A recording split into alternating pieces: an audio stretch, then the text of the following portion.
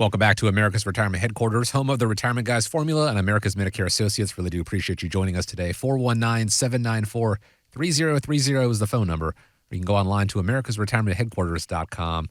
Here's a question for you. Can you pull your car into the garage, or is it full of stuff? I know the answer. We park outside. A new survey by Stanley Black & Decker found that more than a third of Americans say their garage is so cluttered it blocks any vehicle from entering, and nearly 2 in 3 call their garage the junkiest place in their house. Truth be told, a portfolio can also become cluttered with non-performing assets and hard-to-detect fees. How can you guys help with that?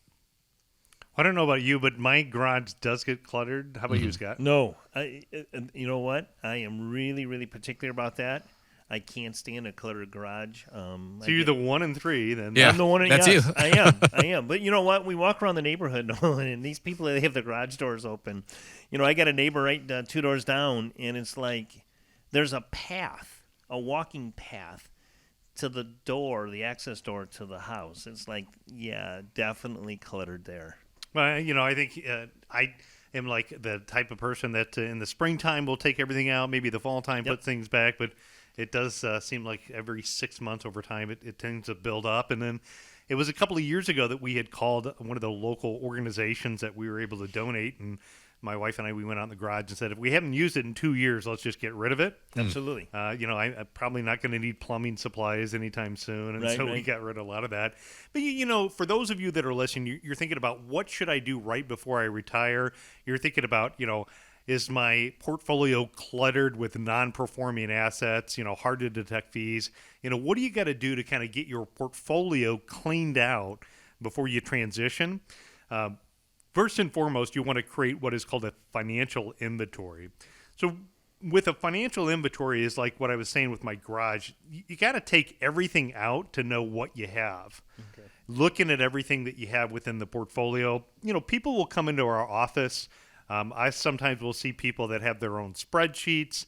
I maybe see that they have 6 or 7 different financial accounts. And that, by doing the financial inventory, what it's going to allow you to do is get more of a one-page summary that shows, here's how much money I have in tax-deferred accounts. Here's how much money I have in taxable accounts. Here's how much money I have in tax-free accounts.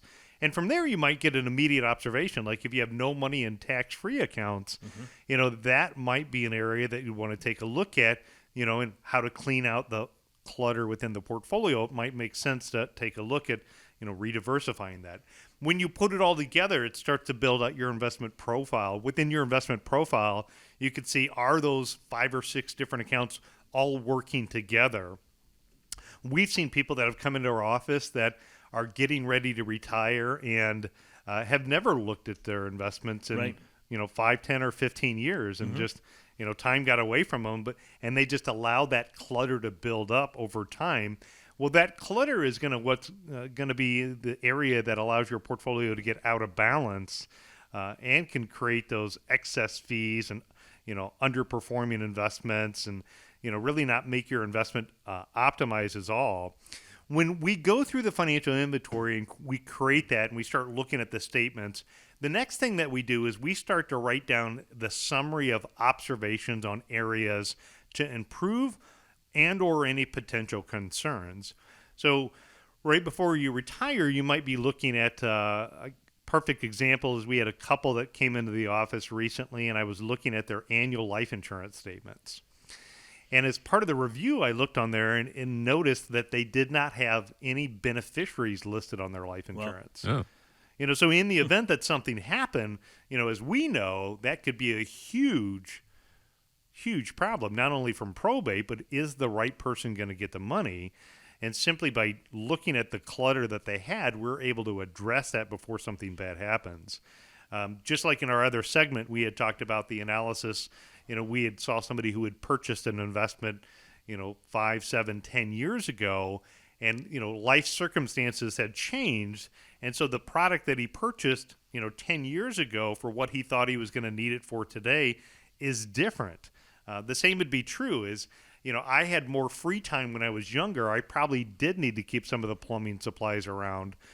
Quite frankly, between, scouts and hockey and work and, all the activities that we have going on in our family, and the reality is I'm not a plumbing expert. Sometimes it's easier to just hire somebody to come in and take care of those things. That's why I was able to get rid of some of that junk that I had in my garage. So write down the observations on areas to improve and or potential concerns. The next thing you want to do is you want to stress test your plan. So when you're stress testing your plan, what you're looking at is if things got really bad with the current portfolio, the way that it's allocated, how much could it go down if the economy really suffered? The risk here is right before somebody retires or right after retirement, they suffer significant losses right away. It's called a sequence of return risk. And so if somebody that goes into retirement and then they switch from saving and accumulating to taking money out from their plan, taking withdrawals out, and they suffer those losses right away, what's going to happen is they're going to be forced to sell off more and more in their investments, actually negative compounding the account, accelerating the risk of outliving their money. And you wouldn't know that until you stress test a plan.